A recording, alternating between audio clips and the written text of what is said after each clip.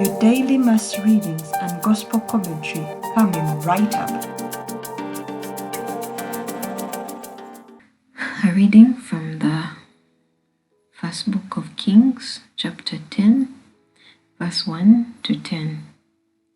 The Queen of Sheba, having heard of Solomon's fame, came to test him with subtle questions.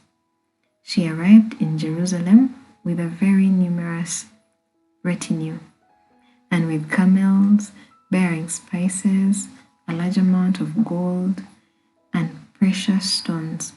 She came to Solomon and questioned him on every subject in which she was interested. King Solomon explained everything she asked about, and there remained nothing hidden from him that he could not explain to her. When the Queen of Sheba witnessed Solomon's great wisdom, the palace he had built, the food at his table, the seating of his ministers, the attendance and garb of his waiters, his banquet service, and the burnt offerings he offered in the temple of the Lord, she was breathless. "The report I heard in my country about your deeds and your wisdom is true," she told the king, "though I did not believe the report until I came and saw with my own eyes. I have discovered that they were not telling me the half. Your wisdom and prosperity surpass the report I heard. Blessed are your men, blessed these servants of yours, who stand before you always and listen to your wisdom. Blessed be the Lord your God, whom it has pleased to place you on the throne of Israel. In his enduring love for Israel, the Lord has made you king to carry out judgment and justice."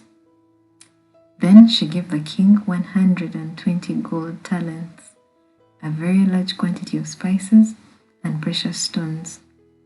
Never again did anyone bring such an abundance of spices as the Queen of Sheba gave to King Solomon.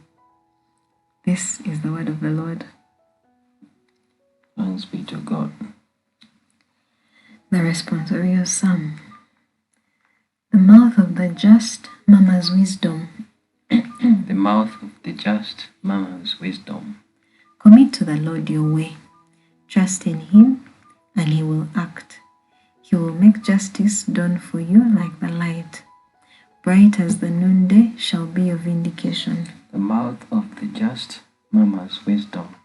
The mouth of the just man tells of wisdom, and his tongue utters what is right.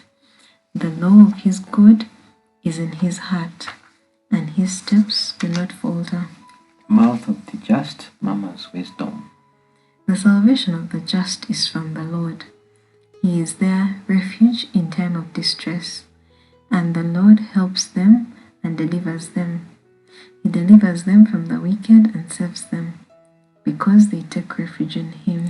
The mouth of the just murmurs wisdom. It is what comes out of a man that makes him unclean. The Lord be with you. A reading from the Holy Gospel according to Mark.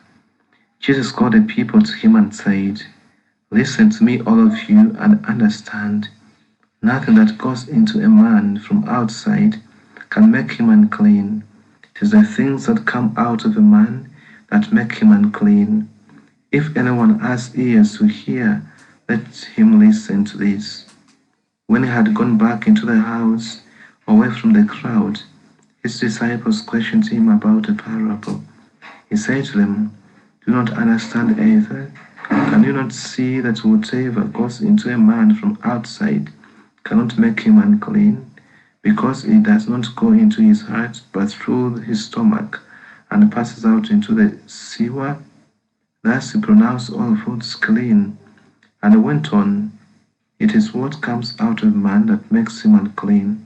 For it is from within, from men's hearts, that evil intentions emerge: fornication, theft, murder, adultery, avarice, malice, deceit, indecence, envy, slander, pride, folly. All these evil things come from within and make a man unclean."